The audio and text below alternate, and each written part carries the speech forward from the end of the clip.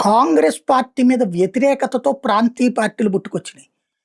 కాంగ్రెస్‌లో ముఖ్యమంత్రులను అడ్డదిడ్డంగా మార్చేస్తున్నారన్న కోపంతో ఆంధ్రప్రదేశ్‌లో తెలుగుదేశం పుట్టింది. కాంగ్రెస్ పార్టీ నాయకుల అగ్రనాయకత్వాల వ్యవహార శైలికి వ్యతిరేకంగా ఎంజీఆర్‌లును, రామచంద్రన్‌లు, డీఎంకేలు, ఏఐఏడీఎంకేలు తీసుకొచ్చారు తమిళనాడులో.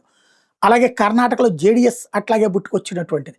ఒకప్పుడు కాంగ్రెస్‌కి వ్యతిరేకంగా పుట్టుకొచ్చిన ప్రాంతీయ పార్టీలు. ఆ తర్వాత కాలంలో ప్రాంతీయ పార్టీలతో కలిసి కాంగ్రెస్ ప్రయాణించాల్సొచ్చింది. ఆ తర్వాత కాలంలో ప్రాంతీయ పార్టీలే ఒక ప్రభుత్వం ఏర్పాటు చేస్తే కాంగ్రెస్ అండగా నిలవాల్సొచ్చింది. అయితే ఆ ప్రాంతీయ పార్టీల థ్రెట్‌ని తగ్గించి ప్రాంతీయ పార్టీలే విలీనమయ్యే స్టేజ్ లేదా డిపెండ్ అయ్యే స్టేజ్‌ని బీజేపీ కాంగ్రెస్ గిఫ్ట్‌గా ఇచ్చింది.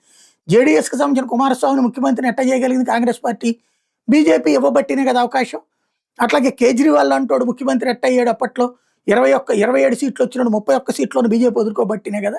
ఇప్పుడు శివసేనని చీల్చింది. శివసేన అటెళ్లి కలవడానికే సిద్ధపడుతుంది. ఎన్డీఏ కూటమి కాదు విలీనం అయిపోతుందన్న ప్రశ్న కూడా నడుస్తోంది.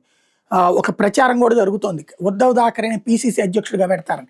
మమతా బెనర్జీకి ఆల్రెడీ మొన్ననే ఆఫర్ ఇచ్చారు. నువ్వు వచ్చేసి విలీనం చేసేసి నిన్ను పీసీసీ అధ్యక్షురాలిని చేస్తాము. ప్లస్ రాజ్యసభ సభ్యురాలిని చేస్తాము. ప్రతిపక్ష నాయకురాలిని చేస్తాం అన్నటువంటి.